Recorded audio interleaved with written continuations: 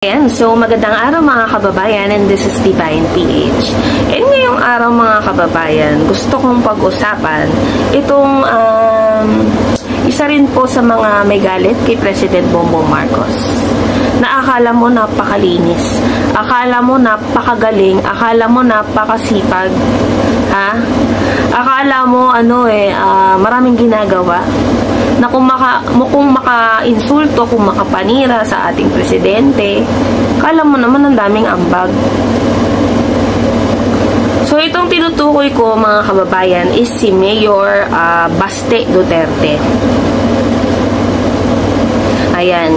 So, kasi po, mga kababayan, ano pa to siguro mga 3 days ago, parang after po ito nung matanggal yung security details, yung mabawasan pala, yung security details ni Inday Sara. Parang after nun, hindi ko alam kung press con to or vlog, something like that.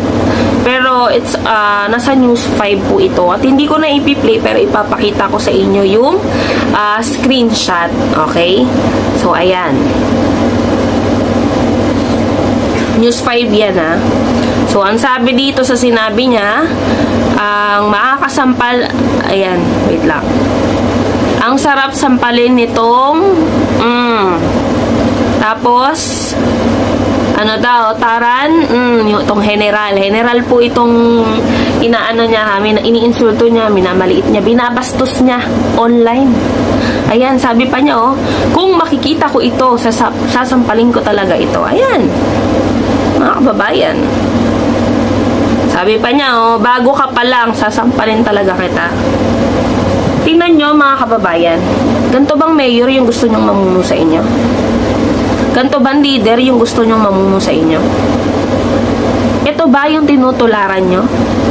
Yung mananakit ng kapwa-tao? Na porkit nasa posisyon siya, mananakit na siya ng general. Mumurahin niya na yung general. Babastusin niya na online. Ganyan bang leader gusto nyo? Ganyan bang leader ang gusto nyong tularan? Ganyan bang leader ang gusto nyong i-idolize ng mga anak nyo? Ng mga susunod na henerasyon? Ha? Supposedly, di ba dapat ang leader is nagiging mabuting ehemplo? Hindi lamang sa atin, lalo na sa mga kabataan. Tingin nyo pag napanood yan ng mga anak ninyo, possible yan. Ganyan din sumagot sa inyo.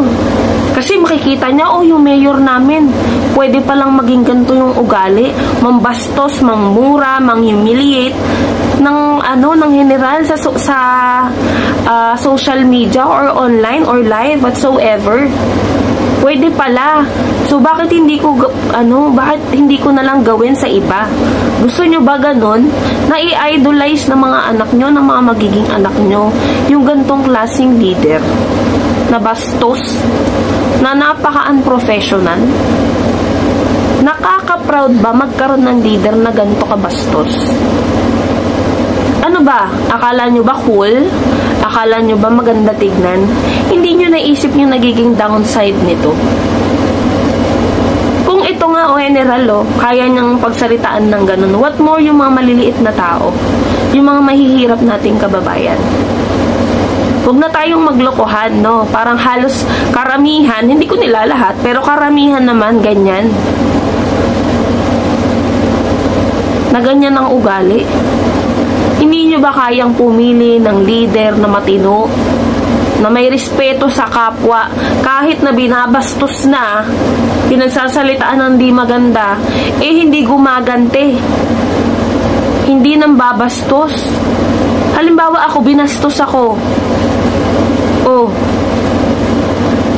Kung ako yun syempre hindi ako papayag na ganunin ako.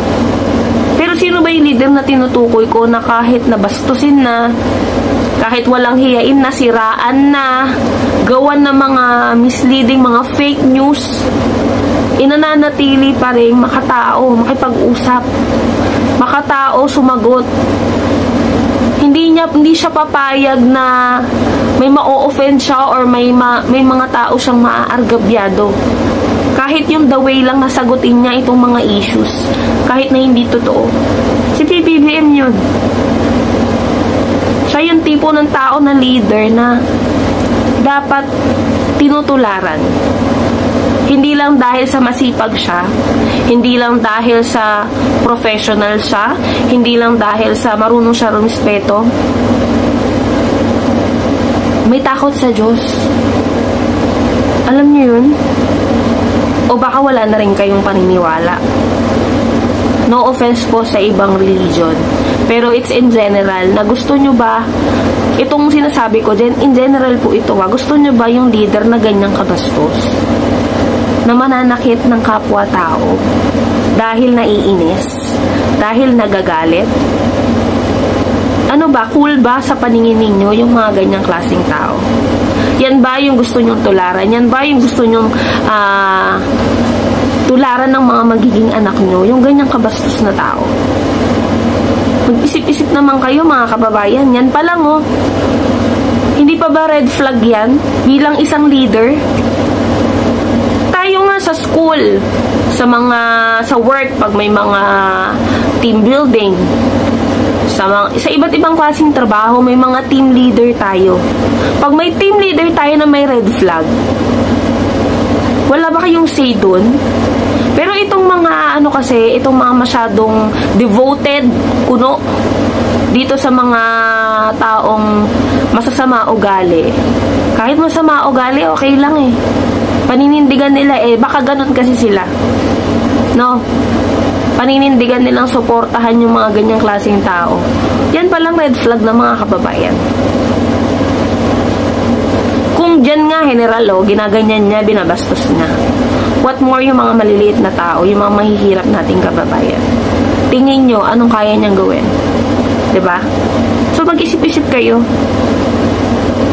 Huwag kayo yung basta dahil, solid ako, doong pa lang, supporter na ako, maninindigan ako. Hindi ganon. Manindigan kayo kung ano yung tama. Manindigan kayo kung sino yung totoong may ginagawa, yung totoong may malasakit, yung totoong may pakialam sa Pilipino. Hindi yung may pakialam sa Pogo or sa China. Huwag dun. Kasi traidor yung mga ganun tao, yung mga may pakialam sa ibang lahi, pero sa Pilipino, sa kapwa niya Pilipino, walang pakialam. Mga traidor yan. So yan mga kababayan sana maging wais tayo. Pag may susyunga-syunga pa rin mag-comment dyan na basta pa rin ako, baka nga maging ganyan yung anak mo in the near future. Pagka pinursu mo na yan ang tutularan mo. So yun mga kababayan, yun lamang po and maraming salamat po sa inyo lahat.